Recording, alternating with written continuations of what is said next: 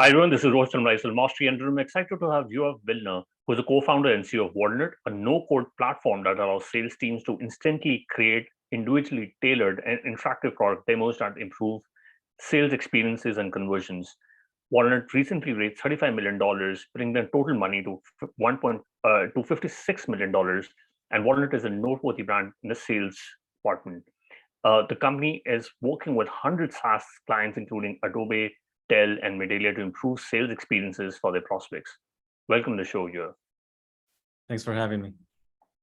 Awesome. So you have an interesting journey. You were based in Tel Aviv, and now you have a global company. How to get into this world of startups, and why did you build Walnut? Right. So when I was in my early 20s, I've built one of the world's first tech marketing companies. And it taught me all about anywhere from startups to growth, to go to market, to sales. And we had about 600 clients and offices in London and Manhattan. And I lived across all of those different locations. I met with hundreds and hundreds of startups and helped them. I started mentoring in accelerators. I started writing columns for the top publications in the US about startups and growth. I moved back from Tel Aviv because we had an office in Manhattan. I moved back to Tel Aviv. I launched a startup and then followed by another startup, which is now Walnut.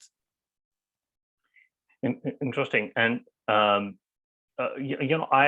saw that you wrote a very popular article called Godlike CMO, and you mentioned it that the sales and the marketing teams should be separate. So I've seen that there's a lot of overlapping with sales and the marketing teams, but especially if it's a CMO, should they look at working? Should the sales guys should report to CMO, or should they work with the CMO to ensure that the business go ahead? Right. So Godlike CMO is an article I wrote for Medium. It took me about 10 minutes, and it was a very, very trending article for a couple of weeks.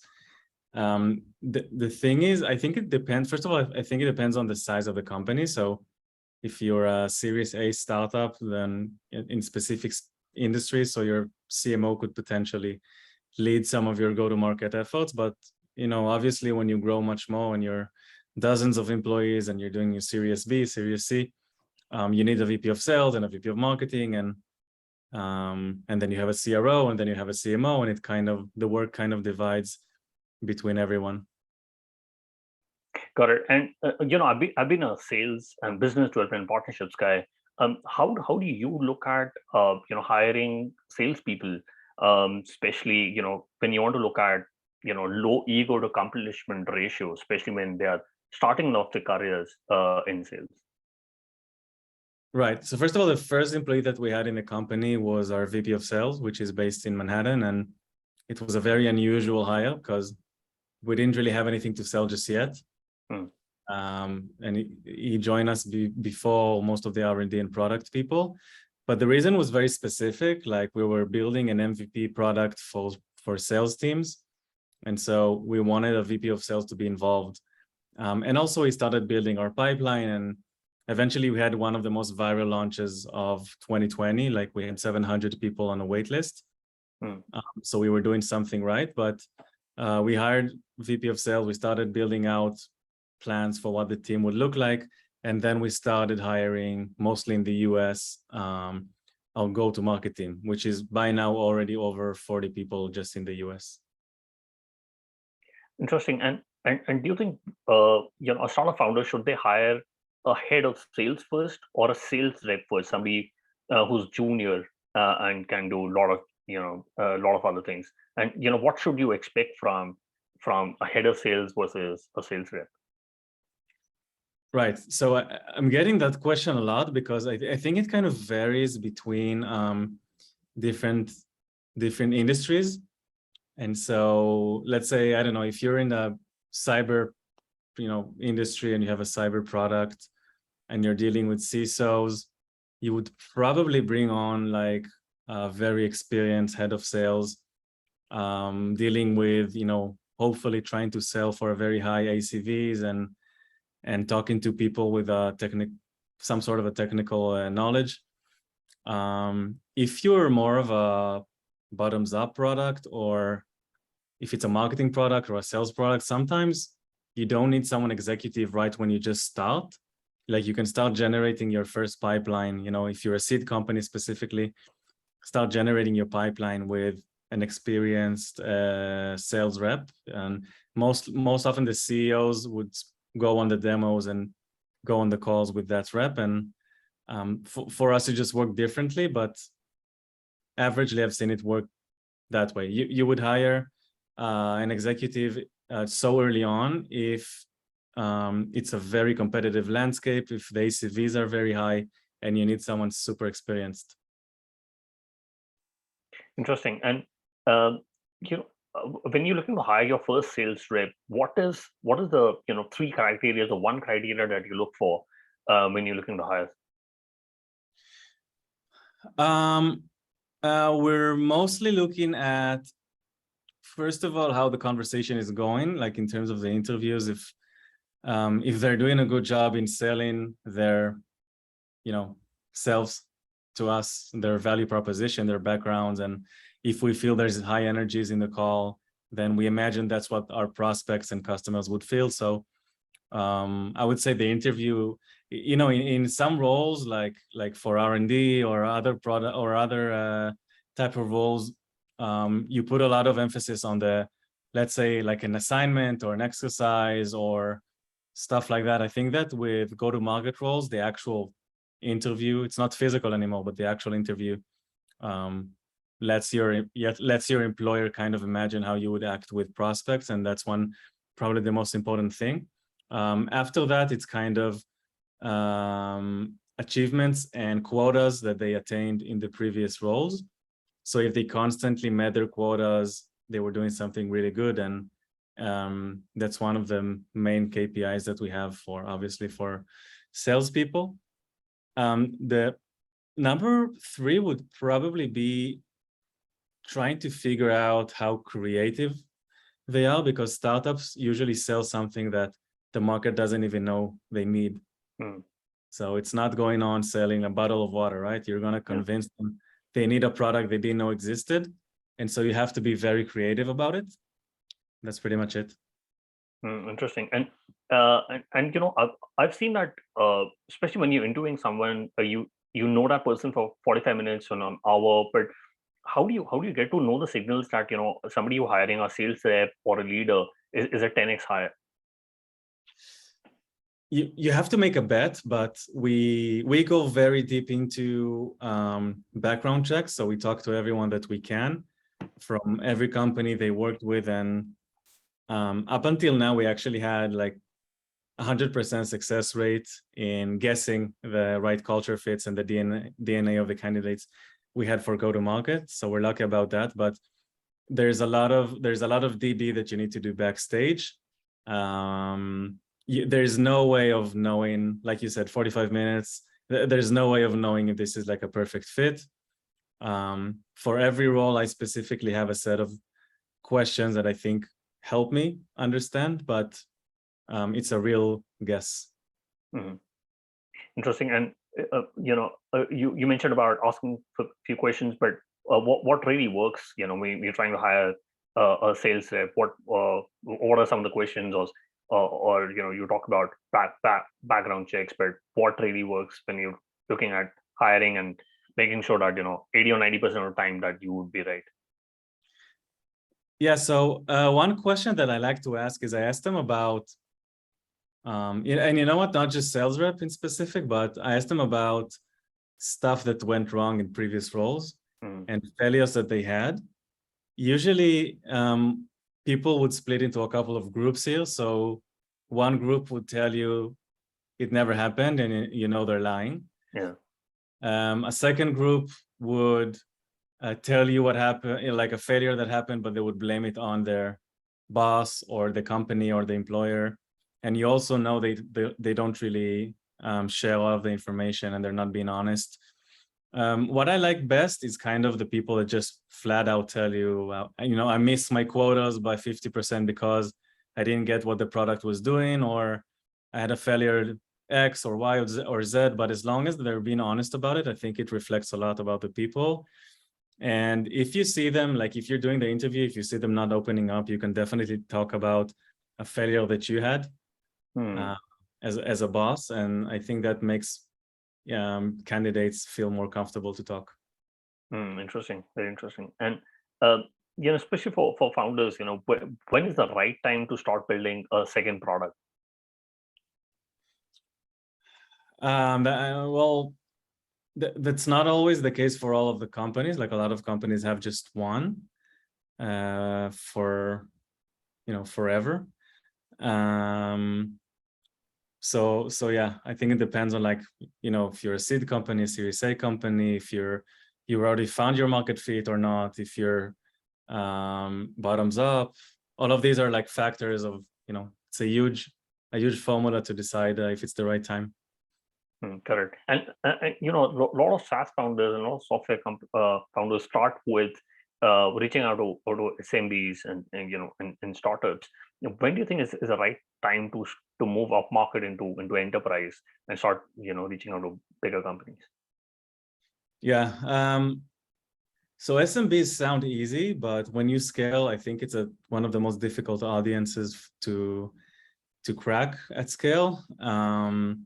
Usually that's where the budgets are smaller, and maybe they have less flexibility and less patience to work with an up and coming product. What we did, for instance, at Walnut, we actually had a couple of enterprise and Fortune companies, but they were design partners at first. So the first couple of it's not a customer, right? So the first couple of partners that you have, they don't pay you, but you get to do all of your mistakes working with them on your MVP. So it's kind of a joint collaboration. We actually did that with a couple of enterprise companies. If you're a good product, then you should measure how many of your design partners converted later on to be your paying customers. But if you want to decide, like if you're going for SMBs, which is the smaller tickets and larger like quantities of customers, it's kind of building two different companies. Enterprise and SMB is totally different. You should probably not try and mix them. And then if you're an enterprise company, you're going to focus more on hiring the sales reps and the product marketing and everything. And whereas with SMBs, you would focus more of your budgets on media and PPC and LinkedIn and Google and all that. Interesting. And especially when a company is trying to grow, what metrics should matter when they're looking to grow? So I think up until this recession, the metrics were pretty much how much customers you can acquire okay. at any given time. Now it's obviously a bit different. Like investors are looking at your retention and churn and expansion and net dollar retention, and there's a lot of KPIs now to determine if it's an efficient company. It's definitely more difficult now to be a successful SaaS company than what it was last year. You would raise less money and have more expectations of your KPIs. Interesting. And you've been able to raise $35 million from high quality investors like Eight Road Ventures, A Capital, and others.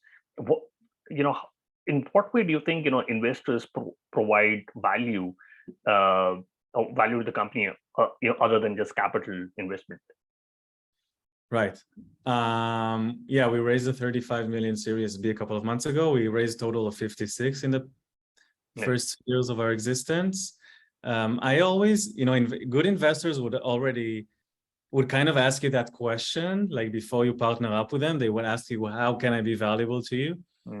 Honestly, you should kind of look at, first of all, if they invested at similar companies, not competitive, but from the specific landscape you're part of, and they would probably have more value to give if they know, let's say in our case, B2B sales. In other cases, if they know gaming, if they know whatever, and healthcare and everything, you want to make sure they have the knowledge set. That's one thing. If they have a vast network that they can introduce and connect and kind of help you with your deal flow, funds that have hundreds of portfolio companies are more likely to be able to connect you to a lot of companies. But sometimes there's very strong and connected angel investors that can quickly introduce you to a lot of companies as well. Another thing to look at, like the brand of the investor and the fund doesn't make a lot of difference. But if it's a good brand, then your next round investors are going to be more impressed. And so you want to work with a fund that you feel has a good reputation. Interesting. And how do you advise founders, when it comes to manager selection? You talked about funds having a great brand, but do you specifically want to give advice on what sort of partner or team member you want to get them on board, or is that a selection which is only left to the fund to give?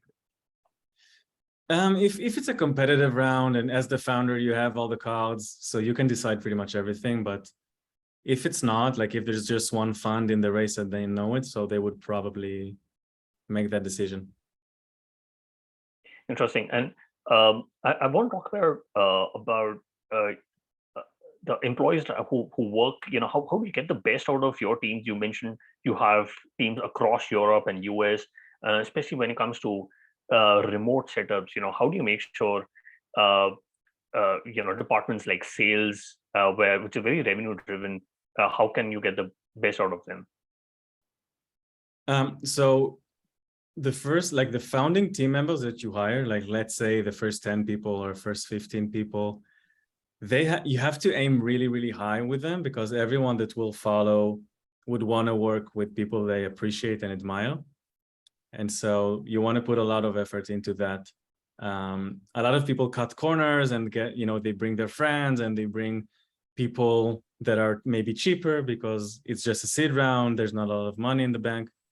You don't want to make you don't want to make a hiring decision based on that. You want to think of, is this the seed team that will be the strongest for me when I bring on everyone else in the future? And they will kind of just attract each other. Got it. And how do you use compensation and equity structures to supercharge your team? Especially once you've given quite a bit of an equity to your early team. How do you look at compensation when you're looking to grow from Series B to Series C and above? Yeah, so compensation, like you have to be competitive because that's the market right now. In terms of equity, you also have to be competitive. There's definitely a lot of possibilities for the good talents. For go-to-market roles, there's another part of the formula, which is the commissions and bonuses and everything. It doesn't really matter if sometimes it's the employees market, sometimes it's the employers market. Yeah. Right now, it's definitely more of an employers market because of the crisis, but you always want to be competitive, because if they feel they're underpaid, if they feel they're undervalued, then they're not going to last anyway. Very true. And how do you stretch targets that are both ambitious as well as attainable, considering that you have quickly raised a lot of money, but how do you supercharge your team so that they can level up every time the goals go up? You want to build out a team of managers and leaders that can really coach the team and really push their limits. Yeah. You have to be fast to fire if something's not working out and not keep low performing employees. But besides that, like give them all the tools that they need, and your VP of sales or your director of sales or head of sales or whatever. And then the team leaders beneath that, they need to be super, let's call it some sort of it's like a mentorship type. Because selling is a lot of mental work. Yeah. And they need to push them to beyond their limits. Got it. Interesting. And you mentioned about mentorship and coaching. Do you also have your own performance coach or like a executive coach who can coach you, or is it you take most of the mentoring from the investors who have already onboarded? In my case, no, maybe I should. But yeah, we work with really experienced and smart people that I look up to as investors, and so that's what I'm using for now. Interesting. And I quickly want to do the top three. What's your favorite business book? So one of our investors is the founder of Okta, and he published a book called Zero to IPO a couple of months ago. Yeah. Yeah, about how Okta started during the financial crisis of 2008. They almost shut down, and then they became a monstrous security company. Nice. So that's a favorite book. Interesting. We'll put that in the show notes. And if you could go back in time when you started Walnut, what is the one thing you would have focused on or done anything differently? I think that sometimes in the past, I've put my idea for a product before the people that I'm building it with, not in Walnut, but like in my previous ventures. And it's always the people first. Like you have to put people before anything. The product doesn't really matter when you're pre-seed. Things are going to change. You're going to pivot. And so definitely always think about the people you're doing this with. Correct. And do you have any favorite online tools, example, Gmail, Slack, Zoom, anything other than Walnut? Well, I've been doing marketing for about 15 years now, and I would say that HubSpot is definitely a favorite tool. Absolutely. I think HubSpot is also one of my favorite tools. We'll put that in the show notes. What is the best way people can reach out to you and know more about Walnut? I'm very available on LinkedIn and through our website, walnut.io. Got it. We'll put that in the show notes. Yoav, thank you so much for taking out and speaking to us. I really enjoyed my conversation with you. Thanks for having me.